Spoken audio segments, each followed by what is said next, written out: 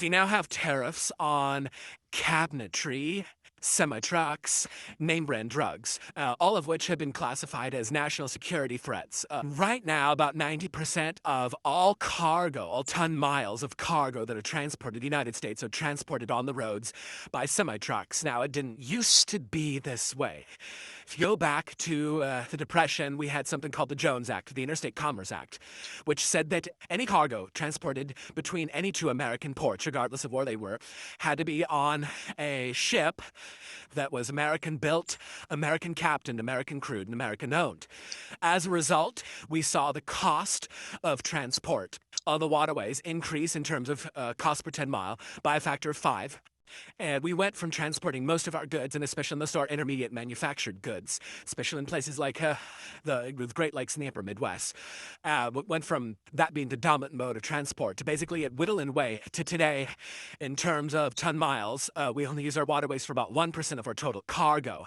It has been, in my opinion, the stupidest law that the United States has ever adopted, and it's now been in place for a century. As a result, things went to places where those restrictions were not in place. First with train and now with truck. Now with the Trump administration policy, there's 100% tax on those trucks, of which about 80% of the imports come from Mexico, another 10% from Canada. And as with anything that involves NAFTA, nothing that's just made in one of the three countries. It's an integrated supply chain that uses all three. So basically what we're doing with this new tariff is saying this multi-step supply chain that we have where parts of the trucks go back and forth among the three countries. If the finished product is actually done in Mexico, which is the relatively low-cost work, we will then tariff the cost of the entire truck when it comes back.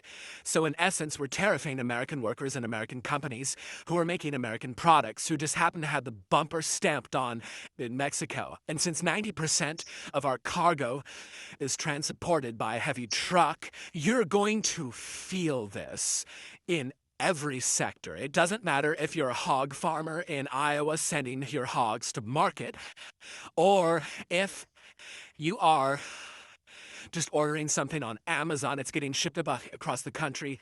The only people who will not feel this are the people who are in a physical position where supply chains for imported goods do not use the trucks. And that means you would have to be in one of the major port cities that has a megaport. So those are New York, New Jersey, Miami, LA, Long Beach.